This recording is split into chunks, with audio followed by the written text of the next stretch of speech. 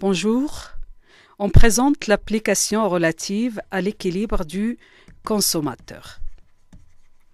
Alors nous avons dit dans la dernière vidéo qu'il y a 3 méthodes algébriques pour la résolution du problème du consommateur et donc la recherche de l'équilibre du consommateur. L'exemple que nous avons, ou bien l'application que nous avons proposée, c'était une fonction d'utilité de forme x fois y, le revenu était de 10, le prix de x était de 2 et le prix d'y était de 1. On me demande là d'utiliser d'abord la méthode de substitution pour trouver l'équilibre du consommateur. Nous avons vu qu'elle est en 4 étapes, cette méthode de substitution. La première, c'est de distinguer la fonction objectif et la fonction contrainte. La fonction objective, c'est U qui est égale à f de x, y, qui est dans notre cas x fois y. La fonction contrainte, c'est le revenu qui est égal à 10, qui n'est rien d'autre que le prix de x fois la quantité de x, plus le prix d'y fois la quantité d'y. Donc, dans un premier temps, ce que nous aurons à faire, c'est d'essayer de remplacer dans la fonction objectif donc une variable par une autre. Donc, de R, qui est la fonction contrainte, je tire l'équation de la droite du budget, qui est y est égal à moins le prix de x sur le prix de y fois x, plus le revenu, qui est dans notre cas de 10, divisé par le prix d'y, qui est de 1.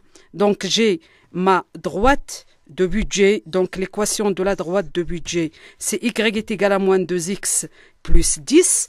J'essaye là de remplacer dans la fonction objectif une variable par une autre. La fonction objectif, c'est u est égal à x fois y, qui est égal à x multiplié par y, et y pour nous, c'est moins 2x plus 10.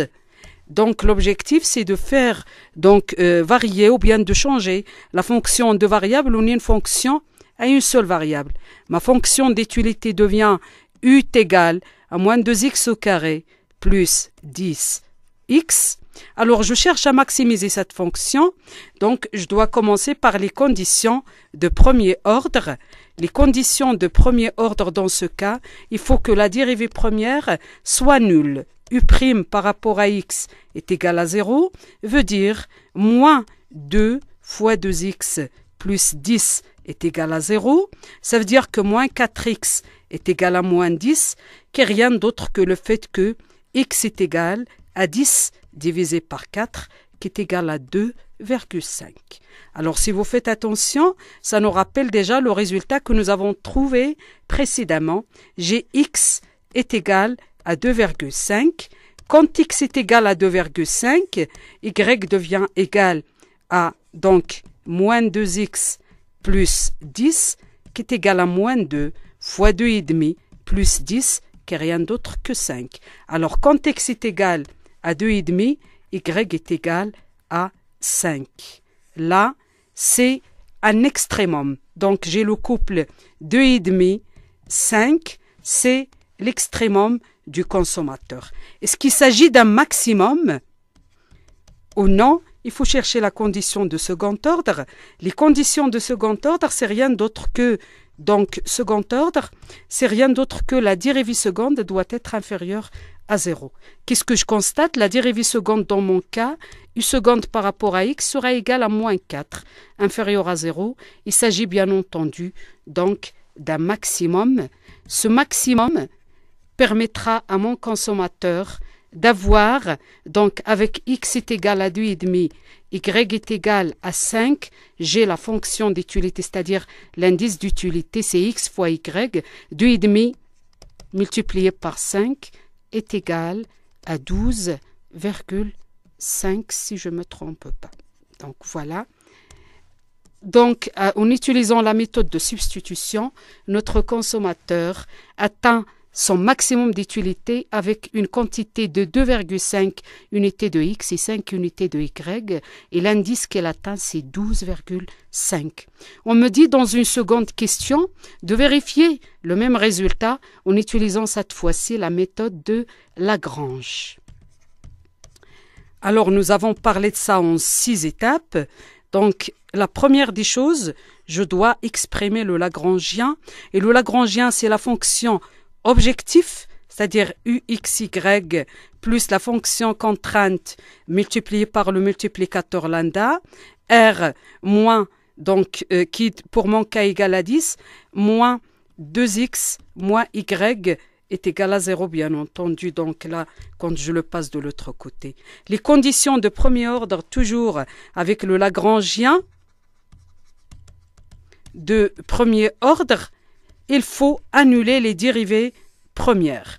Pour annuler les dérivées premières, je commence par calculer la dérivée du Lagrangien par rapport à x, qui me donne dans mon cas y moins 2 lambda. J'annule cette dérivée et je la note équation 1.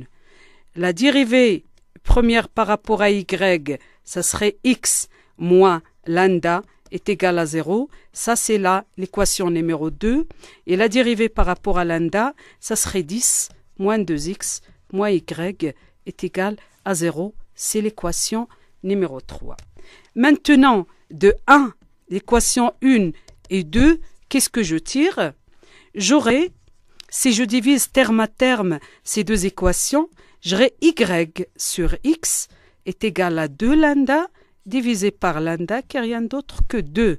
Quel est l'objectif ici? C'est d'exprimer une variable en fonction de l'autre. Ça me donne y est égal à 2x et c'est important. Et vous voyez là qu'on retombe dans la méthode de substitution parce que j'aurai à remplacer dans la fonction contrainte, j'ai 10 est égal à 2x plus y. Alors là, c'est la fonction contrainte. Si je remplace y par son expression en termes de x, ça serait 2x plus y qui est égal à 2x, donc qui est égal à 4x. J'ai 10 est égal à 4x, ça veut dire que x est égal à 10 divisé par 4 est égal à 2,5. Vous voyez là que je retrouve le même résultat. Et quand x est égal à 2,5, là, y est égal à 5 comme c'était déjà prévu, parce que tout simplement, c'est donc moins 2 multiplié par 2,5 plus 10, donc y est égal à 5 et toujours l'indice d'utilité sera le même. Vous voyez là qu'en utilisant la méthode de Lagrange, je retrouve le même extrémum, donc x est égal à 2,5 et y est égal à 5. Est-ce qu'il s'agit encore d'un maximum? Il faut chercher les conditions du second ordre. Alors, les conditions du second ordre dans notre cas, conditions du second ordre, puisque nous avons trois équations, c'est un système d'équations, il faut chercher le déterminant. Alors, le déterminant, ça serait quoi ici? Il s'agit là d'une matrice. Ça serait d'abord la dérivée du Lagrangien par rapport, donc la dérivée seconde par rapport de x par rapport à x, dérivée seconde xy, dérivée seconde x lambda, puis dérivée seconde yx, y par rapport à y, et puis y lambda. Et la dernière ligne, c'est la dérivée lambda x, lambda y et lambda par rapport à lambda. Ce déterminant doit être positif pour que l'extrémum soit un maximum. On essaye d'appliquer pour notre cas pour voir est-ce que le déterminant est positif. Alors on calcule le déterminant pour notre cas. D sera, donc pour la première ligne, j'aurai 0. Pour la donc 0, 1 et moins 2. La deuxième ligne, ça serait 1, 0 et moins 1. Et la troisième ligne, ça serait moins 2, moins 1 et 0. Alors, il y a différentes méthodes de calculer ce déterminant. Je prends celle où je vais utiliser donc des sommatrices. Seulement, là, je rappelle qu'on applique donc des plus pour la première colonne, moins pour la seconde et plus pour la troisième et ainsi de suite. On alterne. Alors, quand je prends, donc je vais prendre 0, la sommatrice restante après l'annulation de la ligne et de la colonne à laquelle appartient le 0 que j'ai choisi, ça serait 0 moins 1 et moins 1, 0. Donc j'ai un moins 1. La seconde, ça serait 1, moins 1, moins 2 et 0. Et la troisième, avec un plus, donc là, plus moins 2, c'est moins 2, facteur de 1, 0, et moins 2, moins 1. Alors, vous connaissez maintenant comment calculer donc une matrice à 2, 2, 2, donc c'est simple. Ça serait 0, donc facteur de 0 fois 0 moins 1 fois moins 1. Donc, après tout calcul, vous trouverez que le déterminant est égal à 4 et il est supérieur à 0. Donc, le couple 2,5, 5 pour x et y est vraiment le maximum pour notre consommateur. La dernière étape, ou bien méthode, donc, qui est étape dans notre exercice, question 3, on va utiliser le TMS. Nous connaissons qu'à l'équilibre, le TMS, c'est quoi? Ça serait le rapport des utilités marginales.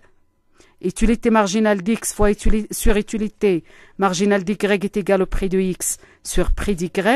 Dans notre cas, l'utilité marginale de x, c'est y.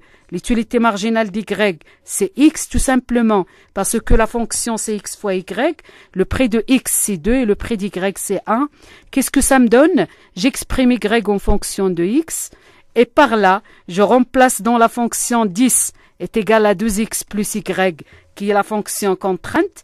2x plus y que je remplace par sa valeur, à savoir encore 2x, qui me donne 10 est égal à 4x. Quand 10 est égal à 4x, ça veut dire qu'x est égal à 2,5 et par là, y est égal à 5 et l'utilité est égale, comme nous l'avons déjà dit, à 12,5. Vous constatez qu'à travers les trois méthodes algébriques, nous avons trouvé le même maximum pour le consommateur, le même optimum, 2,5, 5. Et ça nous rappelle aussi le résultat qui a été trouvé à travers donc l'approche graphique. Je vous remercie. Donc, j'espère qu'à travers cette application, vous avez saisi les trois méthodes et je vous donne rendez-vous pour une vidéo ultérieure pour traiter de la valeur de lambda et du cas donc particulier de minimisation. Merci encore une fois.